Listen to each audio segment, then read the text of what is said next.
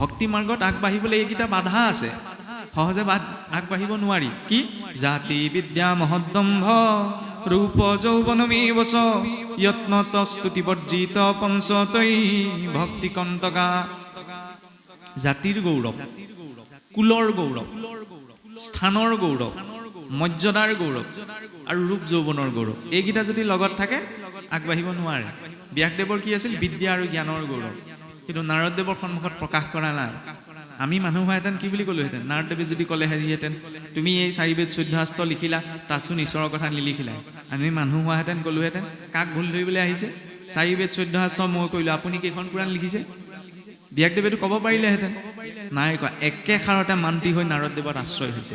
সেইকণ কেপাচিটিও লাগে যে একেটা বাক্যতে এজন সদ্গুৰুৰ আশ্ৰয়, আৰু সেই আশ্ৰয়ত বিশ্বাসটো লাগিব। এতিয়া ব্যাসদেৱক বিশ্বাসত পতিয়ন যোৱাবিলাকে নাৰদদেৱৰ উপৰি জন্মৰ কথা। ব্যাসদেৱক বিশ্বাসটো জন্মাব লাগিব নহয় যে চোৱা, ভগৱত ভক্তি আচৰণ কৰাৰ কাৰণেও ময়ো ব্ৰাহ্মণৰ ঘৰত কাম কৰা দাসীপুত্ৰহে আছিলোঁ, কিন্তু মই পাৰিষদী তনু পালোঁ এই ভগৱত ভক্তি আচৰণ কৰাৰ কাৰণে। গতিকে তুমিও ইয়াক বিশ্বাসত গ্ৰহণ কৰা।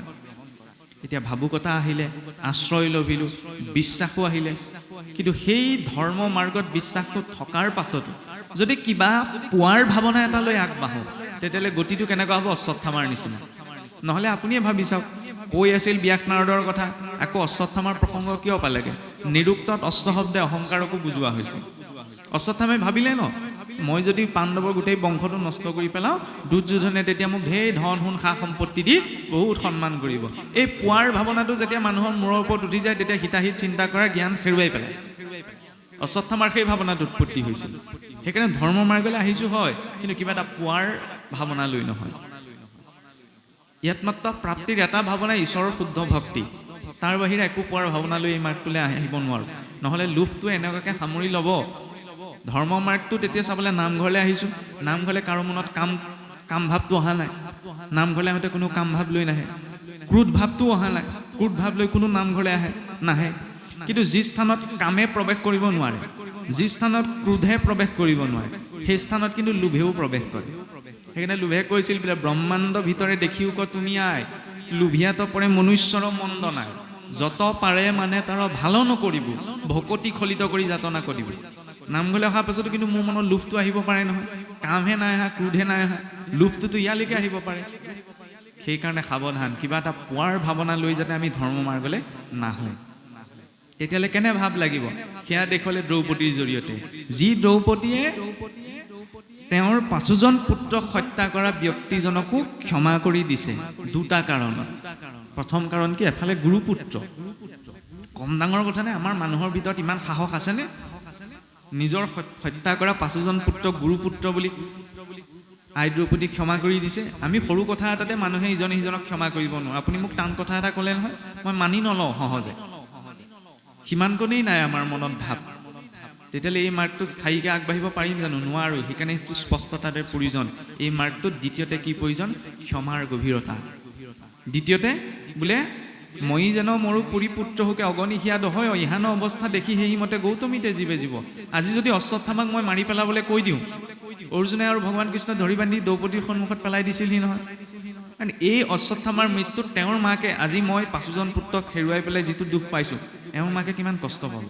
এগৰাকী মাতৃ হৈ আন এগৰাকী মাতৃ হৃদয়ৰ বেদনা বুজিছে। ক্ষমাৰ ভাৱৰ গভীৰতা, সেই ক্ষমাৰ ভাৱৰ গভীৰতাটো আহিলেহে কুন্তীৰ দৰে স্থিতি মনত উৎপন্ন হ'ব যে প্ৰভু বিপদো নৈব বিপদম সম্পদো নৈব সম্পদ বিপদ বিস্মৰণম বিষ্ণু সম্পদ নাৰায়ণ স্মৃতি। আটাইতকৈ ডাঙৰ বিপদ কি? ঈশ্বৰক পাহৰি থকা। আটাইতকৈ ডাঙৰ সম্পদ বিপদৰ সময়তে যদি ঈশ্বৰৰ চিন্তন হৈছে, তেতিয়াহ'লে এইটো মংগলময়।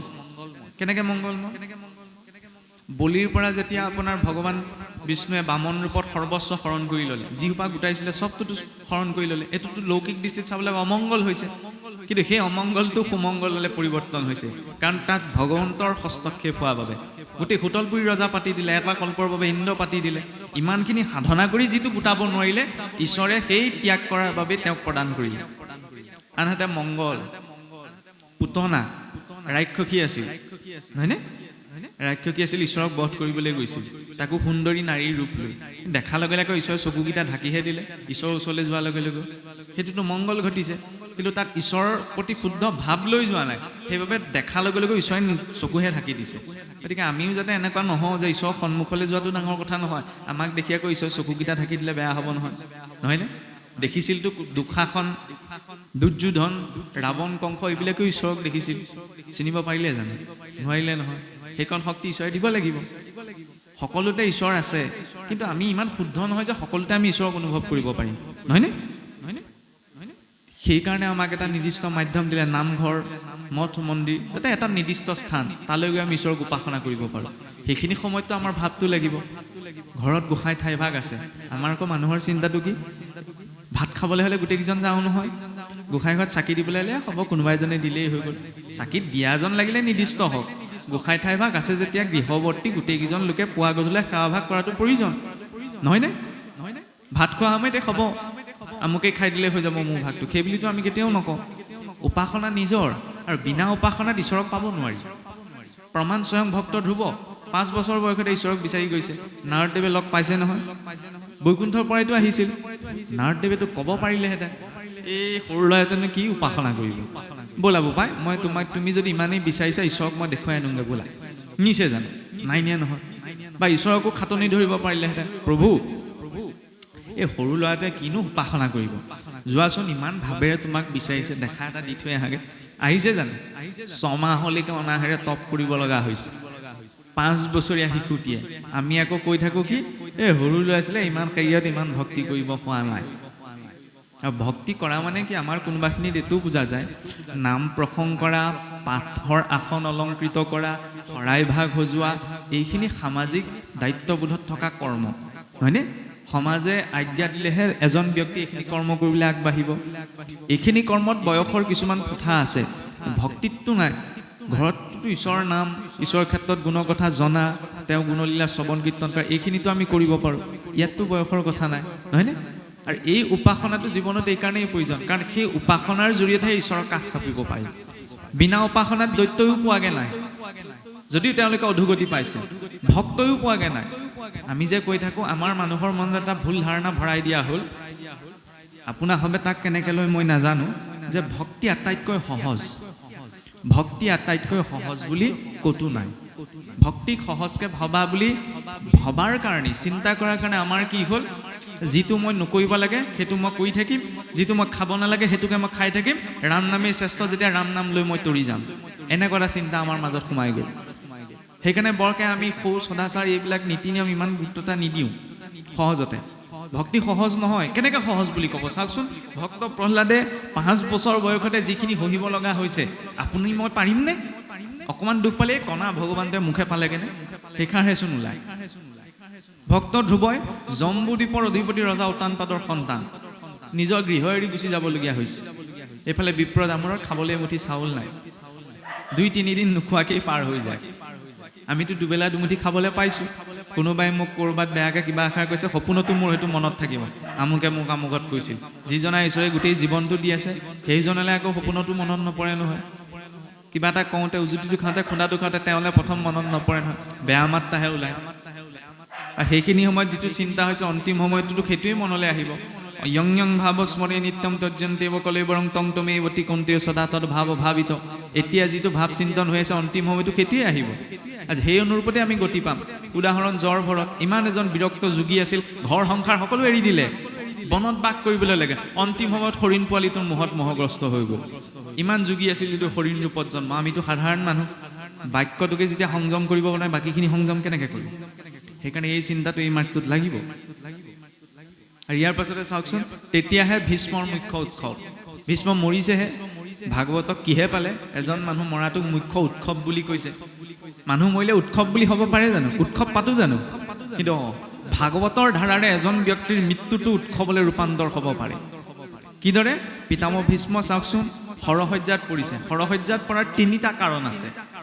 প্ৰথমটি কাৰণ, পিতামহ ভীষ্মই পূৰ্বতে কুৰুকুলক কথা দি থৈছিল যে মই প্ৰাণ গ'লেও যিকোনো পৰিস্থিতিতে মই কুৰু বংশক পৰিত্যাগ নকৰোঁ। সেইকাৰণে দ্ৰৌপদীৰ বস্ত্ৰহৰণ হোৱাৰ পাছতো তেওঁ বিৰুদ্ধে এষাৰো মাত মাতিব নোৱাৰিল, প্ৰতিজ্ঞাবদ্ধ হৈ আছে।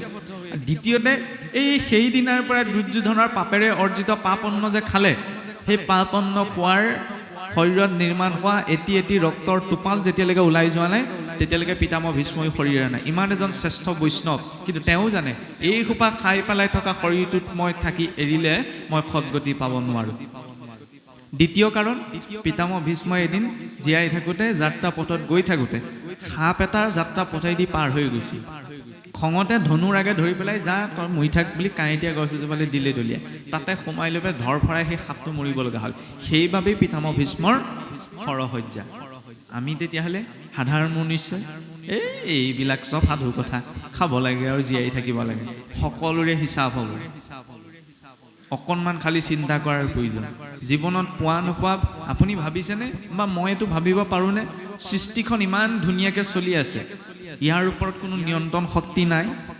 আপোনা আপুনি চলি আছে, ইয়াৰ ওপৰত আছে। আপুনি ময়ে যদি চাওঁ, নিজৰ শৰীৰটোতে নিজৰ নিয়ন্ত্ৰণ নাই। কাৰ নিয়ন্ত্ৰণত চলি আছে?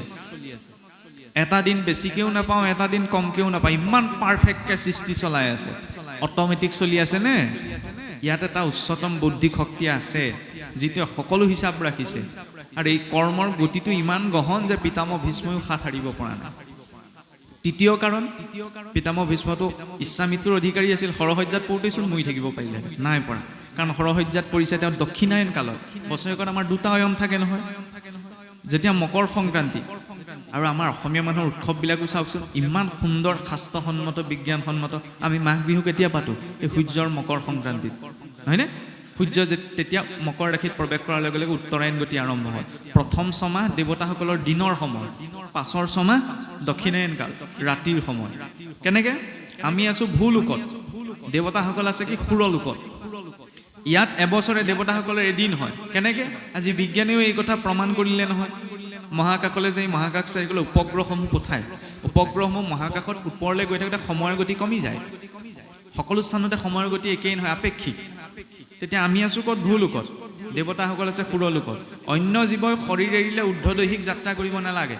সেইকাৰণে সিহঁতৰ ধৰি লওক কুকুৰ মেকুৰী মৰিলে কোনেও সকাম নাপাতে, পিতৃ মাতৃ কৰ্ম নকৰে। কিন্তু মনুষ্যৰ আছে। কিছুসকলে আকৌ এইটো কয় যে ধৰি লওক এই মৰা গৰুক যিদৰে বোলে গাখীৰ নিদিয়ে, এই পিছত এই পিতৃ মাতৃৰ সৈতে মৃতকৰ হৈ কাম কৰি কোনোবেলে লাভ নাই। এই কথাটো কিন্তু সম্পূৰ্ণ ৰূপত ভুল। কেনেকৈ ভুল? মোৰ পিতৃ মাতৃ যদি ঢুকাই যায়, তেতিয়াহ'লে মৰা গৰুজনীৰ লগত মই তুলনা কৰিব পাৰিম নি? নোৱাৰোঁ নহয়। তেতিয়াহ'লে এই কথাটো প্ৰয়োজন মান্যতা আছে জানো? নাই। অন্য জীৱ ঊৰ্ধ্বদৈহিক যাত্ৰা কৰিব নালাগে, কিন্তু মনুষ্যই লাগে। আৰু সেই মনুষ্য ঊৰ্ধ্বদৈহিক যাত্ৰা কৰাৰ বাবে কাৰোবাৰ ঘৰলৈ যোৱাৰ প্ৰশস্ত সময় কি? দিনৰ বেলা। ৰাতি 12টা বজাত গৈ যদি দৰ্জা টকটকনি দিয়া, কোনে দৰ্জা খুলি দিব? গতিকে শৰীৰৰ উত্তম সময় কি? উত্তৰায়ণ বেলা, দিনৰ সময়। দেৱতাসকল দিনৰ সময় সহজে ঊৰ্ধ্বদৈহিক যাত্ৰা কৰিব পাৰিব। সেইকাৰণে ভাগৱতত আৰম্ভণিৰ পৰা ৰজা পৰীক্ষিতো কেনি মুখ কৰি বহিছে? উত্তৰ দিশলৈ। বিদুৰো গৈছে উত্তৰ দিশলৈ, মৈত্ৰেয়ো গৈছে উত্তৰ দিশলৈ, পঞ্চপাণ্ডৱো গৈছে উত্তৰ দিশলৈ, উদ্ধৱো গৈছে উত্তৰ দিশলৈ। উত্তৰ দিশত এনেকুৱা কি আছে? কাৰণ আমাক উত্তৰায়ণ গতি লাগে। আৰু এই উত্তৰায়ণ গতিৰ প্ৰসংগৰ পাছতেই আপোনাৰ কি প্ৰসংগ আহিছে? ধৰ্ম পৃথিৱীৰ সংবাদ, ৰজা পৰীক্ষিতৰ কলি নিগ্ৰহ। এতিয়া ইমানখিনি কথা জানিলোঁ, বুজিলোঁ। আমিতো কলিযুগৰ মনুষ্য, সেইকাৰণে আমি অকণমান বিশেষ সতৰ্কতা জীৱনত পালন কৰিব লাগিব। সেই সতৰ্কতাটো কি দেখুৱালে? ৰজা পৰীক্ষিতে দিয়া কলিক স্থানকেইটা, এইকেইটাতো আমি সকলোৱে জানো। কিন্তু চাওকচোন, জোৱা, পাশা, মদ্যপান, এই এতিয়া অলপ দিন আগতে যে দৌল উৎসৱ হৈ গ'ল, আমাৰ গুৱাহাটীখন মহানগৰীতে 800 কোটি টকাৰ সুৰা বিক্ৰী হ'ল। কোনে খালেহি? পাকিস্তানী, বিহাৰী, মাৰোৱাৰীয়ে খালেহি নি? আমাৰ মাজৰ মানুহেতো খালেগৈ। চিন্তাটো যদি সেইটো হয়, তেতিয়াহ'লে উপায় নাই। আগতে ইমান অসুৰেও মদ খোৱা নাছিল, যিমান আজিকালি কিছুমান মানুহে খায়। কেঁচুৱাটোৱে জীৱনত চেষ্টা কৰে আপোনাক যেনে তেনে বগাই বগাই খোজকেইটা পোন কৰিবলৈ। এইজনে যদি শিক্ষিত হৈ পেলাই খোজ বেকা হোৱা কিবা এটা খাইছে, লেবা থেবা মাতেৰে কেঁচুৱাটোৱে অন্ততঃ মা বুলি ক'ব বিচাৰিছে, এইজনে আকৌ জিভা পাক খোৱা কিবা এটা খাইছে। ধৰ্ম হৈছে অধৰ্ম হৈছে পাছলৈ থৈছোঁ, মানুহৰ ওপৰত চিন্তাটো কি থাকিল বাৰু? ৰজা পৰীক্ষিত সেইকাৰণে বহুত ভাবি চিন্তি কলিক থাকিবলৈ স্থান দিছিল। মদ্যপান, জোৱা, পাশা। জোৱা খেল আকৌ কি? এই তাচপাত লৈ খেলে যে আজিকালি ক'ৰবাত কাৰোবাৰ ঘৰত কিবা এটা পাতিলে কোনোবা দুজনমানক দেখা যায় তাচপাত দুখিলামান লৈ বহিলে, সেইখনো জোৱা খেলি। দেৱালীৰ সময়ত ঘৰখনত চাকি এগছ নজ্বলাব পাৰে, এই চকৰি খেল নহয়নে, পইচা লগাইগৈ যে, সেইখনো জোৱা খেলি। সেইবিলাক আমাৰ উৎসৱৰ, আমাৰ সংস্কৃতি নহয়।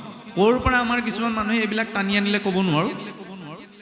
যাক প্ৰবঞ্চনা কৰা হৈছে, যাক ঠগি পেলাই জীৱনলৈ কিবা এটা অনা হৈছে, সেইটো ফল জীৱনত ওলোটাই নাপামনে? পদাৰ্থ বিজ্ঞানতে সূত্ৰ আছে, প্ৰতিটো ক্ৰিয়াৰে সমান আৰু বিপৰীতমুখী প্ৰতিক্ৰিয়া থাকে। এইটো জীৱনতো প্ৰযোজ্য। জীৱনত যি কৰিছোঁ তাৰ সমান আৰু বিপৰীতমুখী প্ৰতিক্ৰিয়া পাম। আনক 10 টকাৰ নামত 100 টকা ঠগি আহিলোঁ নহয়, সেইটো জীৱনত হিচাপ ধুনীয়াকৈ কৰিব। হিচাপ নিকাচ কৰাত বৰ ঠিক নহয়। যোগ অংক, বিয়োগ অংক, পূৰণ হৰণ এইবিলাকতে পাৰফেক্ট নহয়। জীৱনৰ অংক কৰাটো ঈশ্বৰ বৰ ধুনীয়া, এইবিলাক হিচাপ কৰিবই। সেইকাৰণে অন্ততঃ যি স্থানত বেয়াটো আছে তাৰ পৰা আঁতৰি থাকিব লাগে। যি স্থানত প্ৰাণী হিংসা হ'ব, মাছ মহৰ কথা বৰকে নকওঁ, ৰাইজে খুব বেয়া পায়। ছ'চিয়েল মিডিয়াত একদম জাৰি থাকে, বুজিছেনে? খোৱা নোখোৱাটো নিজৰ কথা, কিন্তু অন্ততঃ এইটো চিন্তা। মই কৈছোঁ, আনে কৈছোঁ, এইটো জৰুৰী নহয়। আনৰ পৰিয়াল এটা যদি জিভাখনৰ কাৰণে নষ্ট কৰা হৈছে, সেইটোও কিন্তু মই জীৱনত ভুগিব লাগিব। মই নালাগে, ঋষিমুনিসকলে ভোগ কৰি থৈ গৈছে। চতুৰ্থত প্ৰসংগ এটা, প্ৰাচীন বৰ্হিৰ ৰজাই বহু পশু হত্যা কৰিলে। নাৱৰে আহি গ'লে বোলে, সেই ওপৰলৈ চোৱা, দা কটাৰিলৈ গোটেই সোপা ৰৈ আছে, এতিয়া যাবা হিচাপ বৰাবৰ কৰি পেলাব। সেইবিলাক নেদেখা সময়ৰ কথা, মানি লৈছোঁ নেদেখোঁ বুলি, কিন্তু জীৱনত প্ৰতিফলন হ'ব। কিবা এটা দুখ ৰূপত, সামাজিক দুখ ৰূপত, মানসিক দুখ ৰূপত, পুত্ৰ ভাৰ্যা ইষ্ট মিত্ৰ কুটুম্বৰ পৰা দুখ ৰূপত, কাৰণ মই আনৰ এটা পৰিয়াল নষ্ট কৰিছোঁ। সেইটোত আমাৰ অধিকাৰ নাই।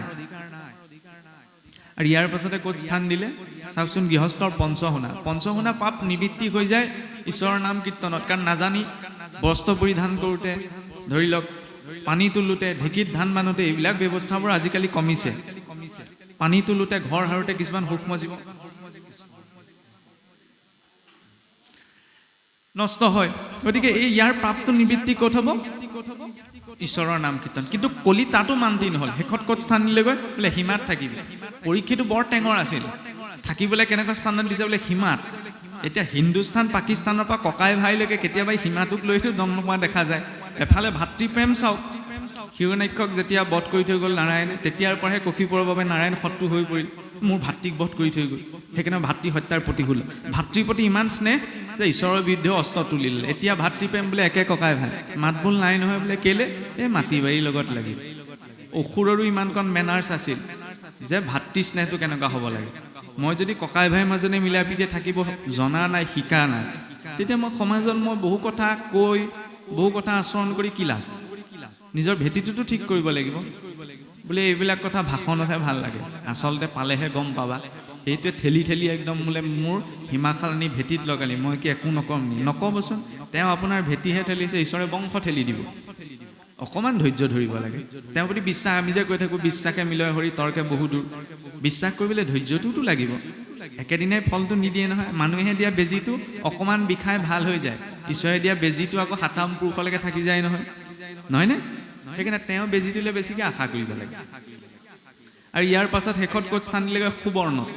গৃহস্থৰ ঘৰখনৰ এক ৰতি সোণ হ'লেও সেইকাৰণে ঈশ্বৰক প্ৰদান কৰা প্ৰয়োজন। এইটো নহয় যে ঈশ্বৰক দিলে আপোনাক সোণপানী চৰাই দিলে হ'ব, নিজলৈ আকৌ সোণৰ আঙুঠি নেকলেছডাল মই একদম পিয়ৰ সোণ লাগিব। ঈশ্বৰক দিলে সোণপানী চৰাই দিলে হ'ব, ৰূপপানী চৰাই দিলে হ'ব, নামঘৰতহে দিম। মই এইটো কোৱা নাই যে নামঘৰত কোনোবাই সোণৰ ফুল, ৰূপৰ ফুল দিয়ক, কিন্তু যি ৰূপত দিছোঁ, যদি দিছোঁ শুদ্ধ ৰূপত দিব লাগে, নহয় জানো? ঈশ্বৰে দিছে কাৰণে ইমানখিনি হৈছে। যদি দিছোঁ তাত কপটতাটো থাকিব নালাগে। আৰু কলিৰ প্ৰভাৱত আহিলে গতিটো কি হয়? প্ৰমাণচোন স্বয়ং ৰজা পৰীক্ষিত। জৰাসন্ধৰ সোণৰ মুকুটটো পিন্ধাৰ কাৰণে ইমানখিনি গতি হ'লগৈ। সমীক মুনিৰ ডিঙিটোত মৰা সৰ্প দাঙি থৈ আহিলে, শৃংগী মুনিয়ে তেতিয়া অভিশাপ দিছে নহয়। এতিয়া সেইখিনিতে আৰু এটা কথা চাবলগীয়া, শৃংগী মুনিয়ে এইটো ভাবিতো অভিশাপ দিয়া নাছিল সপ্তদিনত তক্ষকে দংশক বুলি, যে পৰীক্ষিতক এতিয়া মই অভিশাপ দিম, পৰীক্ষিতে এতিয়া মুক্তি পাবলৈ শুকদেৱৰ ওচৰলৈ যাব, শুকদেৱে ভাগৱত কওঁতে তেওঁক 7 দিন সময় লাগিব, গতিকে 7 দিনৰ পাছত মৰিবলৈ মই অভিশাপ দিম। এইটো ভাবি অভিশাপ দিছিল জানো? ইমান যদি খং উঠিছিল আজিয়ে মৰি থাক বুলি নক'লে কেলে? 7 দিনৰ পাছত মৰিবলৈ অভিশাপ দিলে। কাৰণ জীৱৰ জন্ম 7টা দিনৰ ভিতৰতে, মৃত্যু 7টা দিনৰ ভিতৰতে। আপুনি মই গতি পালেও 7টা দিনৰ ভিতৰতেই পাম, অধোগতি পালেও 7টা দিনৰ ভিতৰতেই পাম। পৰীক্ষিতৰ ওচৰত যিদৰে 7টা দিন আছিল, আপোনাৰ মোৰ জীৱনতো গতি অগতি পোৱাৰ বাবে 7টা দিনেই আছে। আমি পৰীক্ষিত হ'ব নোৱাৰোঁ, কিন্তু ভাগৱতৰ মাৰ্গত পৰীক্ষিতৰ ভাৱতেই আগবাঢ়িব লাগিব। কিদৰে পৰীক্ষিতৰ ভাৱত? যি পৰীক্ষাৰ্থীও যি পৰীক্ষকো। বাহ্যিক জগতখনত এই দুটা বৈশিষ্ট্য এজনত থকা সম্ভৱ নহয়। পৰীক্ষাৰ্থীজন কেতিয়াও পৰীক্ষক নহয়, পৰীক্ষকজন বেলেগ। কিন্তু আধ্যাত্মিক জগতত এই দুটাই বৈশিষ্ট্য নিজৰ ভিতৰত লাগিব। পৰীক্ষাৰ্থী কিহৰ? জন্ম মৃত্যু জৰা ব্যাধি, এইটো এটা পৰীক্ষা। এইটো পৰীক্ষা আমি সকলোৱে দি আছোঁ। পাছ কৰোঁ নকৰোঁ নিজৰ কেপাবিলিটিৰ কথা। আৰু একোজন পৰীক্ষক কি ভাল কি বেয়া কি শুদ্ধ কি অশুদ্ধ এইখিনি নিজে বিচাৰ কৰিব লাগিব শাস্ত্ৰৰ আধাৰত অশাস্ত্ৰৰ আধাৰত নহয় নহয়নে আৰু এই পৰীক্ষিতৰ ভাৱতে আগবাঢ়ি যেতিয়া ৰজা পৰীক্ষিতে 7 দিনৰ পাছত তেওঁ মৃত্যু হ'ব বুলি গম পাইছে তেতিয়াতো আমি সকলোৱে জানো শুকদেৱৰ ওচৰলৈ গৈছে কিন্তু শুকদেৱৰ ওচৰলৈ প্ৰত্যক্ষ ৰূপত যোৱা নাই ঋষিমুনিসকলৰ ওচৰলৈ তেওঁলোকে হোম তপ জপ যজ্ঞৰ কথা কৈছিল তেতিয়া ৰজা পৰীক্ষিতে ভাবিলে যে 7টা দিনত মই ইমানখিনি কৰা সম্ভৱ নহয় গতিকে মোক সহজ পথ এটা লাগে যিটোৰ জৰিয়তে মানে সহজে ঈশ্বৰৰ প্ৰতি মোৰ ভাৱ উৎপন্ন হয় তেতিয়া তাকে চিন্তা কৰি কিন্তু ৰজা পৰীক্ষিতে শুকদেৱক বিচাৰি যোৱা নাই গংগাৰ পাৰতে কুশৰ আসন পাৰি পেলাই আচমন কৰি পেলাই বহিছে তেনেকুৱাতে তেওঁৰ সন্মুখলৈ আগমন ঘটিছে শুকদেৱ ভক্তি মাৰ্গত এইটো বিশ্বাস কৰা হয় বা এইটো প্ৰমাণ যদি ভক্তজনে অন্তৰৰ পৰা কিবা এটা প্ৰত্যক্ষ ৰূপত বিচাৰে তেতিয়া তেওঁ বেলেগত বিচাৰি যাব নালাগে ঈশ্বৰে সেইটো জীৱনত উপলব্ধ কৰাই দিয়ে কোনোবাই যায় এজনে যদি সভক্তিৰ কিবা এটা বিষয় বুজিব বিচাৰিছে শাস্ত্ৰ সম্পৰ্ক ঢেই মূৰটো ঘমোৱাৰ প্ৰয়োজন নাই অন্তৰৰ পৰা বিচাৰিলে সেইটো ঈশ্বৰে এনেকুৱা এটা সংযোগ ঘটাই দিব যে আপুনি কিবা এটা মাধ্যমৰ যদি সেই বিষয়টো বুজি পাই যাব সৰু এটা কথা গতিকে ৰজা পৰীক্ষিতে অন্তৰৰ পৰা বিচাৰিছিল সেইকাৰণে প্ৰত্যক্ষ ৰূপত শুকদেৱৰ আগমন আৰু শুকদেৱক অহাৰ লগে লগে এইখিনি প্ৰসংগ কৰি প্ৰথম স্কন্ধ সম্পূৰ্ণ হৈছে শুকদেৱক ৰজা পৰীক্ষিতে সোধা প্ৰশ্নটি হৈছে কি যে মৰণৰ সময় তোমাৰ ওচৰণে পুচুহু প্ৰভু সাম্প্ৰত ম্ৰিয়মাননৰে ইটো সংসাৰত কৰিবে কোনো কৰ্ম এইটো সোধা নাই যে মই কি কৰিম কওক যে মোৰ দৰে মৃত্যু অভিমুখী লোকসকলে কাৰ কথা শুনিব কাহাক শুনিব কাহাক চিন্তিবে কাহাক জপিবে নৰে কাৰ কথা মানিব কাক ভজনা কৰিব সেই বিষয়ে আপুনি মোক কওক এই প্ৰশ্নটিও যেতিয়ালৈকে আমাৰ জীৱনত নাহে তেতিয়ালৈকে আমি ভাগৱত মাৰ্গত প্ৰৱেশ কৰিব নোৱাৰোঁ সেইবাবে প্ৰথম আৰু দ্বিতীয় স্কন্ধ ভাগৱতৰ আৰম্ভণি অংশহে ভাগৱতৰ দশলক্ষণ বৰ্ণনা প্ৰকৃততে তৃতীয়ৰ পৰাহে আৰম্ভ হৈছে দ্বিতীয় স্কন্ধ আৰম্ভ হৈছে ভাগৱত মহাধৰ্ম কথ বিদুৰ মৈত্ৰীয় সংবাদ আৰু শেষত ভাগৱতৰ দশলক্ষণ বৰ্ণনা স্বৰ্গ মানে হৈছে ঈশ্বৰৰ বৈকৃত সৃষ্টি ঈশ্বৰে কিদৰে সৃষ্টিখন নিৰ্মাণ কৰিলে তত্ত্বসমূহ কিদৰে সৃষ্টি হ'ল বিসৰ্গ ঈশ্বৰৰ প্ৰাকৃত সৃষ্টি ঈশ্বৰে প্ৰজাসকলক মনুষ্যগণক জীৱসকলক কেনেকৈ উৎপত্তি কৰি সেই বিষয়ে আছে ভাগৱত উটি সৃষ্টিৰ আদিৰে পৰা কিটো ধাৰাত এই ভাগৱত চলি আহিছে এই সংসাৰখন পৰিৱৰ্তিত হৈ আহিছে সেই বিষয়ে আছে ভাগৱত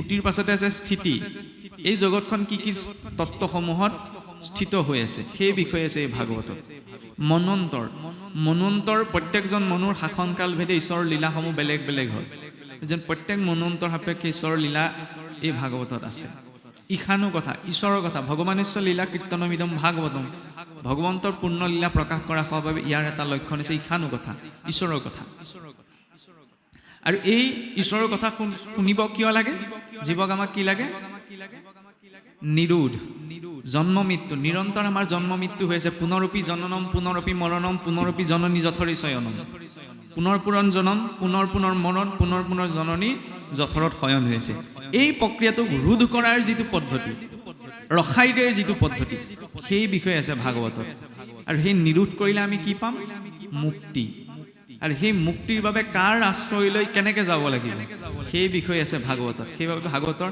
অন্তিমটি লক্ষণ কি আশ্ৰয়